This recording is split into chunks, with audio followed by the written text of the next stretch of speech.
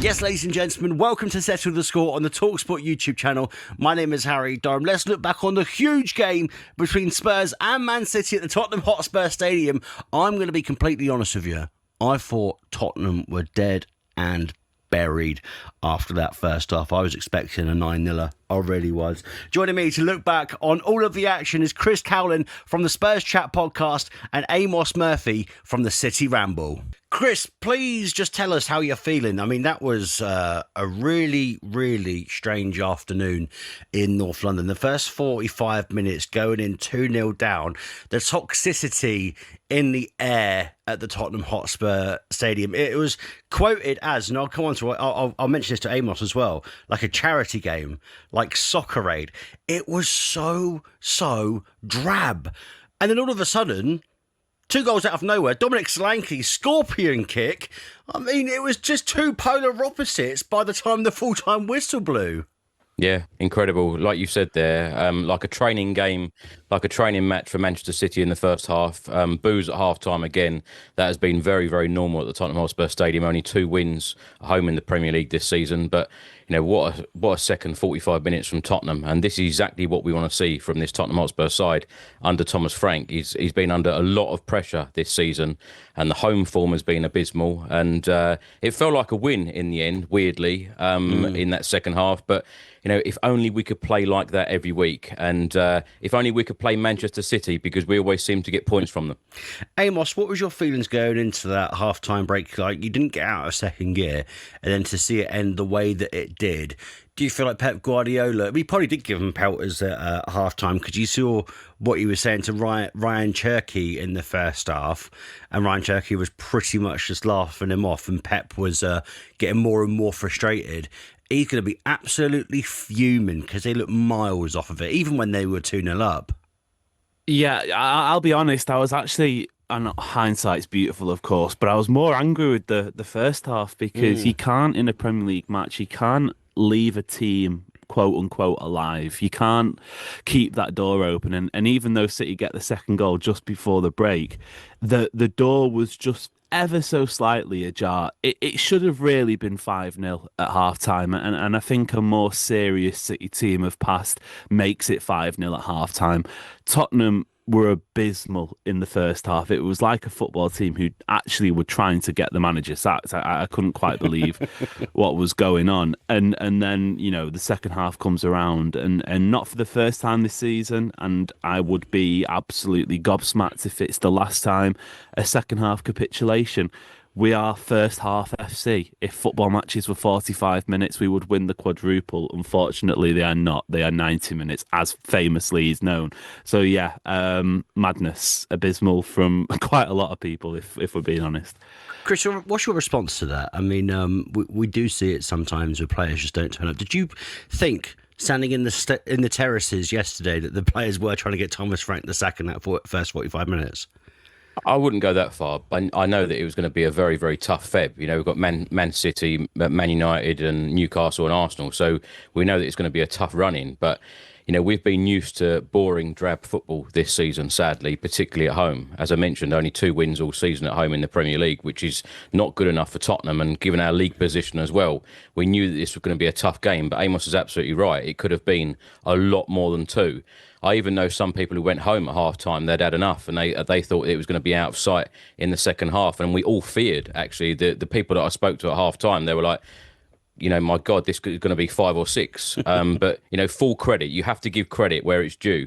And full credit, Spurs come out in that second half and gave that great performance. And I felt in the end, in that second half, we were the better team, and we should have perhaps gone on to win it. But, Amos, what I would say to you is, you know, we're praying and hoping that City turn it round. I've been saying all season that City are going to win the league. You need to do this for us. You need to do this. Look, it's on you now, Chris. It's on your conscience. Your lads have allowed this. That's what I'll say. If Mikel Arteta is lifting the Premier League title, I'm sorry for uttering those words on a Monday morning, but yeah, this is Spurs' fault now. I'm sorry. This is we've got them to play. We've got Arsenal to play. So, you know, we'll try and do you a favour. We will try. Yeah, fingers crossed. I know it's toxic in the club, but Chris, come on now. With games and occasions like this, when it's in the second half of the season, and we don't want Arsenal to win their first title in over 20 years, was there a part of you when you picked up the point against City when you were like, do you know what? It is, you're satisfied because you are a Tottenham supporter and you didn't want to win. You would have happily relinquished 3 points.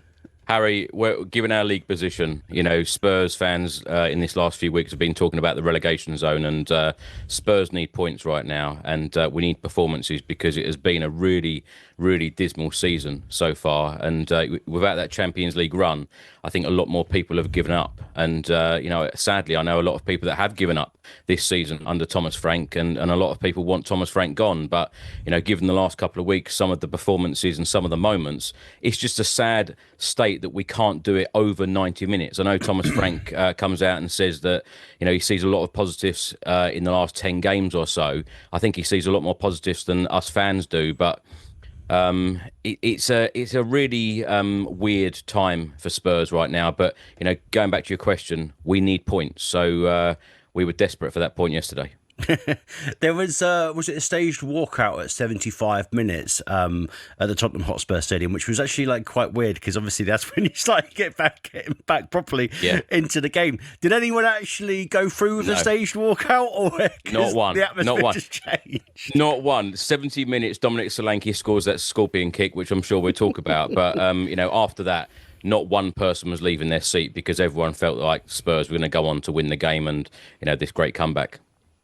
Amos, Pep Guardiola, your gaffer, didn't like Tottenham's opening goal. Obviously spoke to Sky Sports off the back of the game as being classic Pep, not giving anything away. And it almost seemed like he was trying to get away from the post-match interview. And the reporter was like, no, you stay there. Don't leave us on a cliffhanger. He thinks that Mark Guehi was fouled for the goal. What do you think of that, Amos? Well, yeah, he was, wasn't he? It was bonkers, and look, I think overall across the Premier League matches on Sunday, it was a really terrible day for VAR. This concept that we were promised as football fans, and at this point, I just feel like we're being gaslit because why they spend so long looking at such tedious moments. For example, the Aston Villa goal where it apparently went out about 20 seconds before Abraham put it in the back of the net, but yet. An incident that is directly in front of goal, just on the edge of the 6-yard box, an opposition player. The worst thing about it, look, if it's a foul, it's a foul. If it's not a foul, it's not a foul. They've given the goal to Solanke. Solanke doesn't touch the ball. No, he doesn't. Before it goes into the back of the net, which is wild because to me that is just an admission of, okay, well, this is obviously a bad decision. Well, how can we cover it up? We can say that Solanke is the goal scorer. He scored the goal. Well, no, actually he doesn't because Mark Guehi's kicking it in the net. But why is Mark Guehi kicking it in the net? Because Solanke's gone through the back of him. Spin it around. If a defender does that to a striker and the ball doesn't go in, it's a penalty. And that's the maddening part to me. I don't blame the ref at all on the pitch for not seeing it, not giving it. There was a melee of bodies. That's fine. You've got a guy sat somewhere watching it on 15 different replays from all the different angles and still can't find the right decision. So yeah, head. I think he's gone past Mars after this point. Jupiter, Saturn, somewhere like that in the solar system, but it's certainly not on planet Where's the Earth. furthest planet? I hate to take it off course, but where's the furthest you could get in our solar system? Neptune in the solar system, I think it is Neptune, isn't it? Yeah. Maybe my head's going there. Yeah, you could have said Tatooine or Naboo from Star Wars, but obviously they're not real. Chris, you were nodding your head, not at the Star Wars references there, but for moments whilst Amos was speaking, your response to that opening Spurs goal.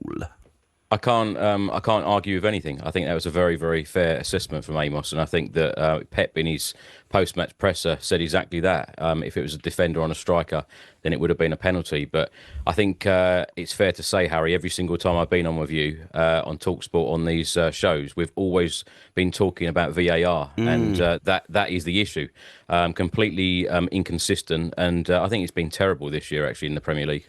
I think you said it's been terrible this year in the Premier League. I don't think we've had a good season I don't Fair think. enough. I think every single year has been absolutely dross. How long ago did it come in off the top? 2019. 2019. 2019, yeah. I mean, if you think about it, that's like coming up to 7 years now, and it's just. And they still don't know how to use it. No, you still don't know how to use it. You think by at the age of 7, you've sort of like worked things out. You've worked out names. The frontal lobe is not fully developed yet, but maybe by the age of 25, another 18 years, they'll be able to work out VAR. It's an absolute shambles. Imagine staying in a job for 7 years and not getting sacked when you don't have a clue. I know. It's the longest probation period of all time. I know, it's an absolute disgrace. Chris, I'm going to stick with you, mate. I know, obviously, at the Tottenham Hotspur Stadium, it's been tough ever since you were, moved in's a weird one to say because it's obviously still on the grounds of White Hart Lane, but it's, moved, forward, backward a little bit. Is that Dominic Solanke goal the best goal that you've seen in that stadium? Sonny won the Puskas Award against Burnley. Yes, when he ran all the way through. Goal. And Mickey van der Ven scored a fantastic goal in the Champions League this season. But Dominic Solanke is right up there.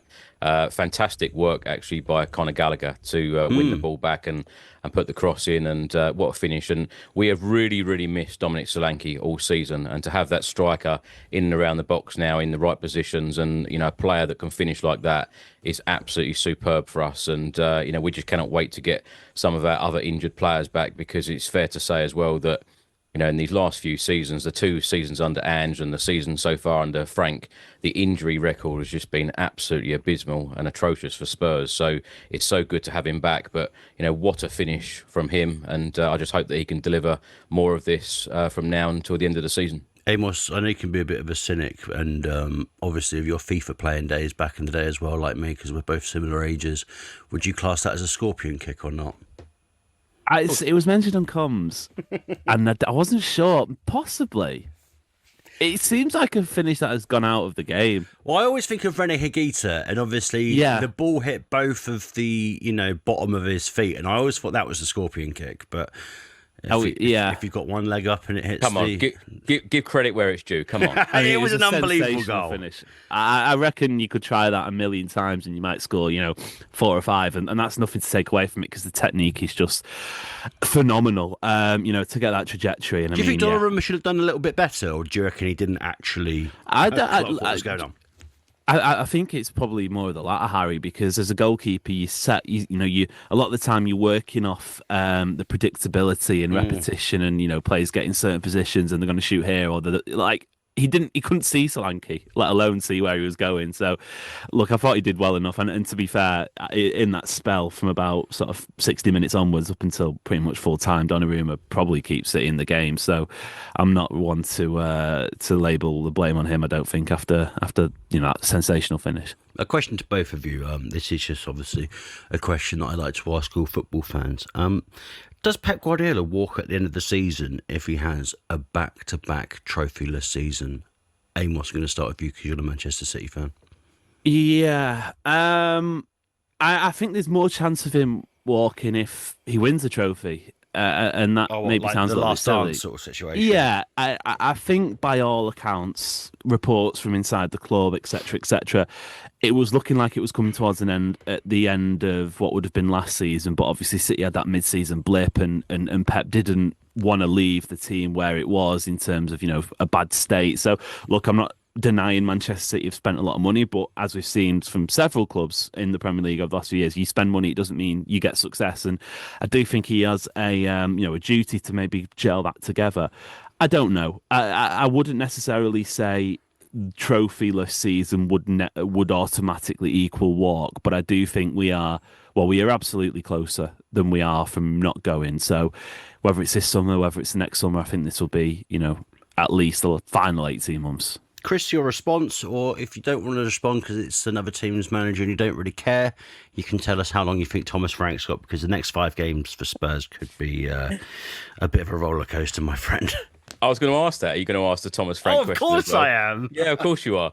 With Pep, I tell you, I really do hope that Pep stays in the Premier League. And like I said, Amos, we're all praying and hoping that you win the Premier League this season. And even if he does go at the end, but I hope he stays, because what a manager, what a character as well in the Premier League over the years. The amount of Premier League titles that he's lifted at City has been incredible. Incredible style of football, throughout the years as well. With Thomas Frank. As I said, Harry, I feel like a lot of people, I know a lot of people have given up on Thomas Frank. We've seen positive signs a little bit in some games, not enough. Has the football been good enough? Has it been entertaining enough? Absolutely not. We need to see more. And, at the Burnley game recently, on 3 separate occasions, the fans were singing Pochettino's name. So I think that says it all. Ladies and gentlemen, thank you so much for your time this morning. Just a quick roundup, and big thanks to Amos and Chris as well.